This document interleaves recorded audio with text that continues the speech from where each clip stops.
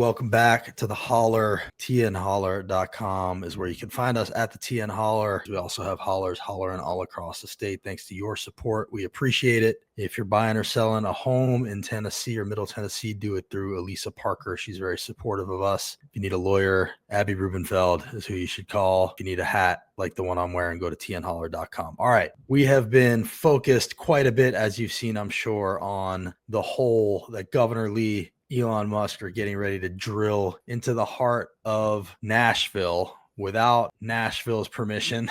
And one of the things that they keep pointing to justify it is what's been going on in Vegas, which they hold up as this like incredible project zipping around like it's the Jetsons. Comptroller Jason Mumpower say that he was just there recently and man, is this thing awesome. I've been wondering like, what's the real deal? And sure enough, last week, we see this video, Ray Delahanty, who calls himself CityNerd, who covers this stuff. And it was exactly what we were looking for. And it really takes you through what's going on in Vegas, what it really looks like in Vegas. And so I wanted to talk to Ray. Ray, how are you today? Good. How are you doing, Justin? What made you decide to do that video? So I actually lived in Vegas 2022. Part of the reason was I just started a YouTube channel about cities and transportation, and I thought Vegas would be a good home base. There's a lot of content you can do about the strip and the monorails and pedestrians and traffic and all this. Kind of the number one thing that I wanted to see there was they were just launching. It was just the convention center loop at that point. It had 3 stations. And so I made a video like 3 years ago, just kind of talking about my experience of testing it out, whether I thought it was a real transit solution for a city with a whole lot of transit needs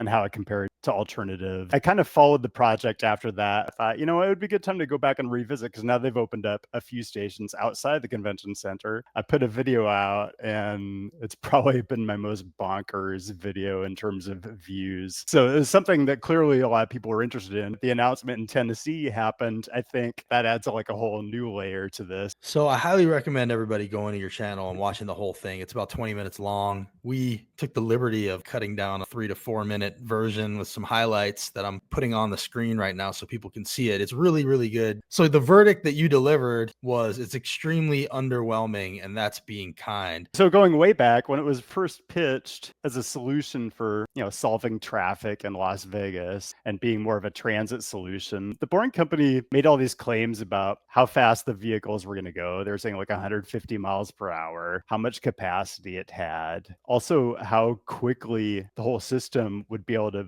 be up and running, 5 to 10 stations in the first 6 months, and then 15 to 20 stations a year after that until the system's complete, 55 to 100 stations or so, mostly concentrated around the Las Vegas Strip, but also going out to like the sports venues and the airport, UNLV, like a mile maybe to the east of the Strip. It's been 3+ years. And so if they were going to be delivering 15 to 20 stations a year, the whole system would be complete. And they said like there was a good chance they were going to have it operational by the Super Bowl, which was back in February of 2024. We're getting close to the end of 2025, and they're nowhere near pushing the project down the Strip. They've only got as far south as the Encore, which is like the next parcel south of the convention center. And even that is like a ridiculous piece of infrastructure. One of the things that we're hearing right now is that this thing's going to be finished by like next year, which seems insane. A couple of the things that jumped out at me that I think people might not realize that just from your video, it's not even 2 lanes. The tunnel is 1 lane. So in order to use the tunnel, you have to wait for whoever's coming towards you to clear. Is that right? Yeah, well, I don't want to overstate that because it is 2 directions. Like in the convention center, it has both directions. And I think maybe like the connection to Westgate might be 2 directions. I think it is. But the one to Resorts World, which is the first off convention center station that opened as like a single tunnel that only accommodates vehicles going one direction at a time. It was kind of promised that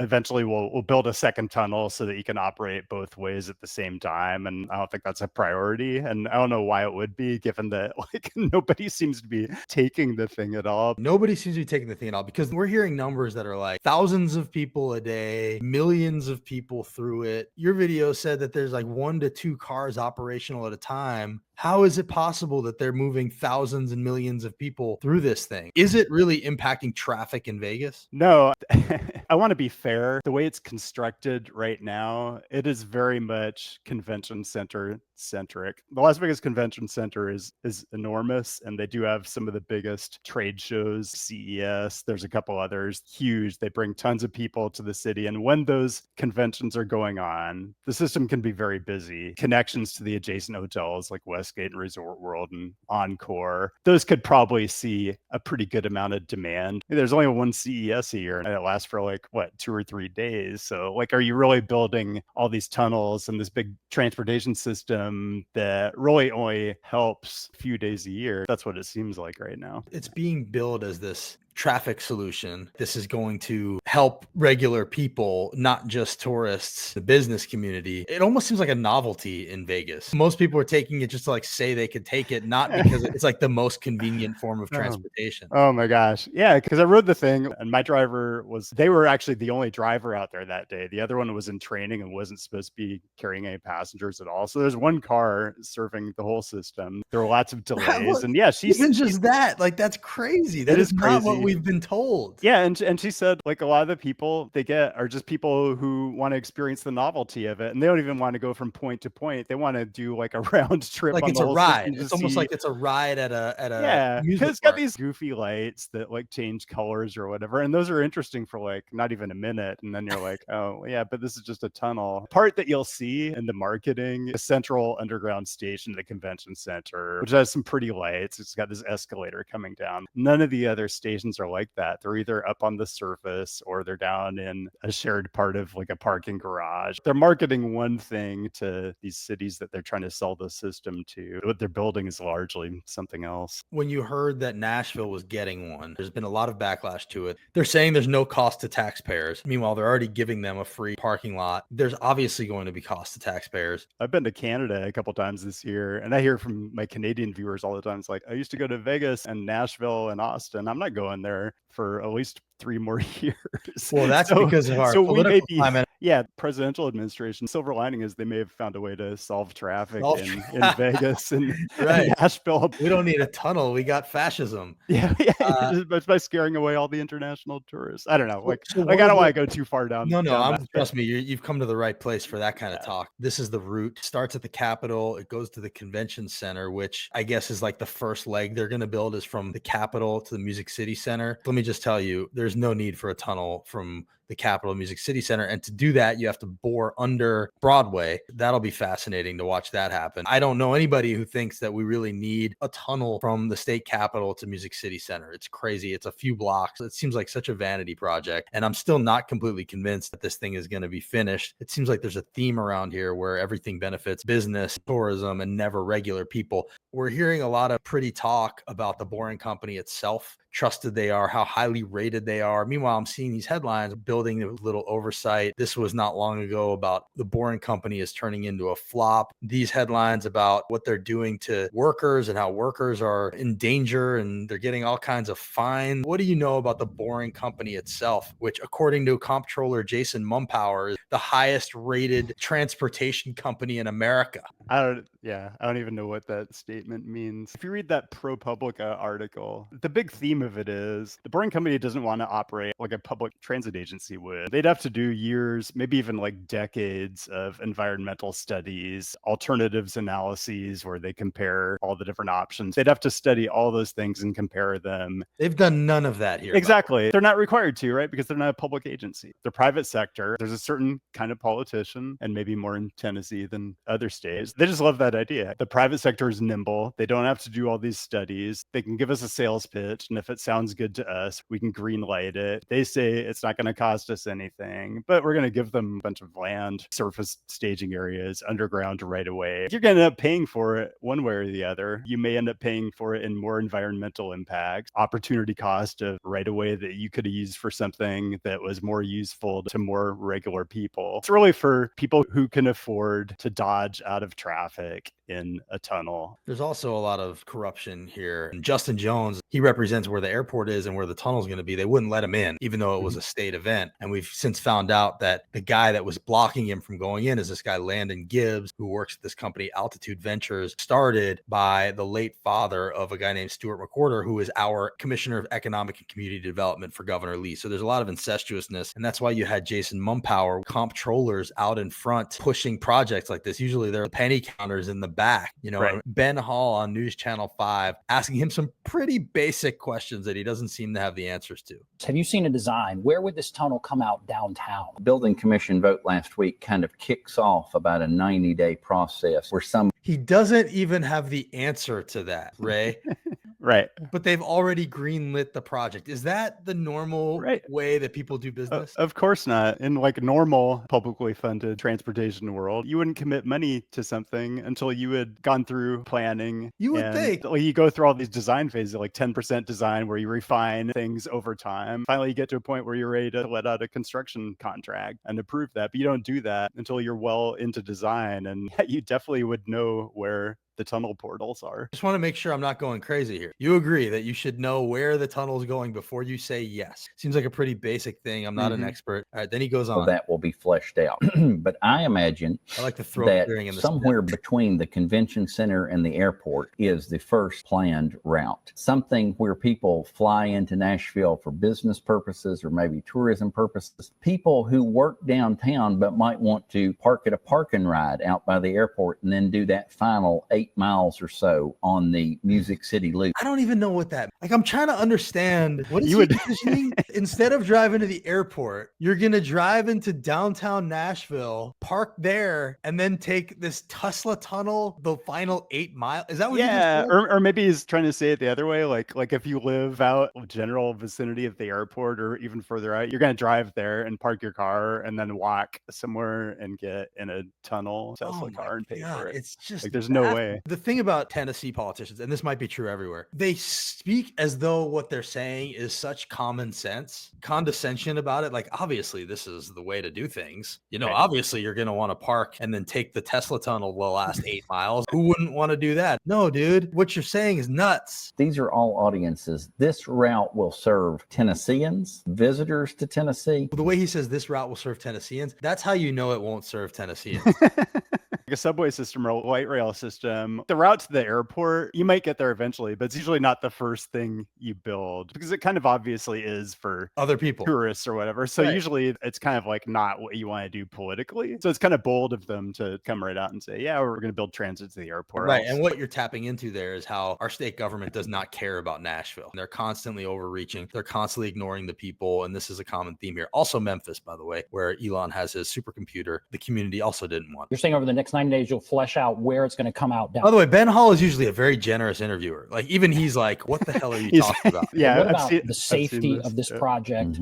What about the environmental impact? Have those things been done yet? Exact questions that I have asked. I'm glad to know that the Boring Company is rated the highest or among the highest of any transportation company in the United States. They have more than a 96% safety rating. Environmentally, this is very sound. Okay, Ray, what is he talking about? Because I have been trying to figure out what he's talking about. I don't know. Like, my background is in transportation planning and engineering. I worked public agencies. I worked in consulting 15 years or whatever. So if there's some universally accepted safety rating for quote unquote transportation companies, like, I've never heard of it. And I don't even know what he's talking about. Is he talking about like transit agencies? Because that's what the Boring Company claims to be building usually. Or are they comparing it to like car companies? I can't even tell what he means by transportation company. And was 96% of what? Like, if you get in a car and you like you got a 4 in 100 chance of dying? Right? Yeah, like if you're going to crash 4% of the time, is that a good rating? Can nobody do better than that? I can ride the subway in New York City 1,000 times, and not that dangerous things can't happen on a subway, but it's not 4%. It's like 0.00004%.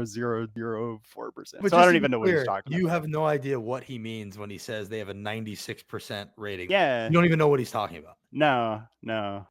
Okay. One of the highest rated transportation companies. That's a lofty thing to say. They make like flamethrowers, and they primarily make merch that says Boring Company on it. The one big project they had, I'm seeing all these fines and worker problems. That's 100% having problems as far as I can tell.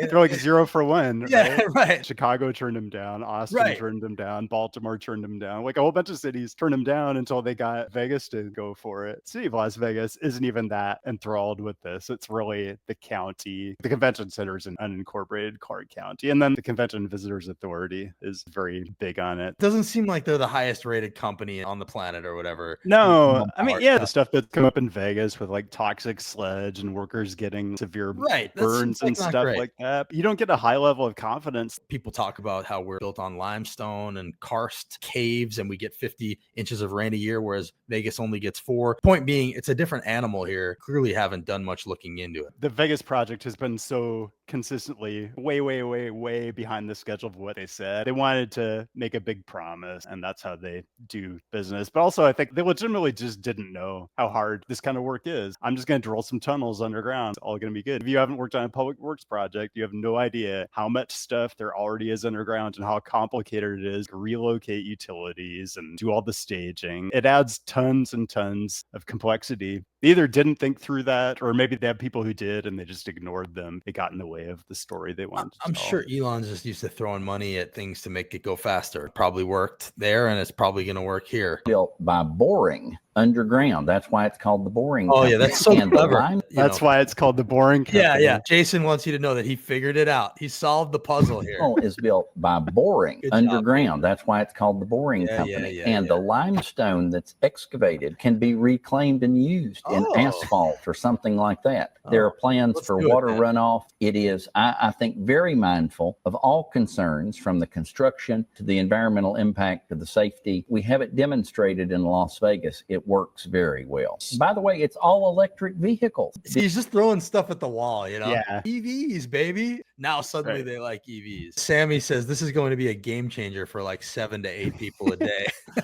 It's going to be like an 8-minute trip to the airport. You know, that's not true. They've made so many claims on the Vegas project that have turned out not to be true. The stations they're building kind of look like regular taxi stands that you have to walk a long way to get to. Every aspect of the project seems to be getting done to like a lower and lower level. They got into this project and they realized, wow, it would cost a lot of money and add a lot of schedule for us to do this the way we really wanted to. We're going to have to make some compromises, make it increasingly suboptimal. The decisions seem to be even worse than what you'd get at a public transit agency in the same situation. All right, Ray, thanks so much. CityNerd on YouTube. Check out his video, check out his channel. Thanks so much. I've asked a dozen people, why do we need a tunnel from the Capitol Music City Center? Nobody can tell me a good answer. This is a vanity project on so many different levels. I would be willing to bet you right now that this doesn't get finished, that maybe they just do that part, or we end up with a bunch of holes in the ground the size of Governor Lee's ego. The idea that we are going to wake up in 18 months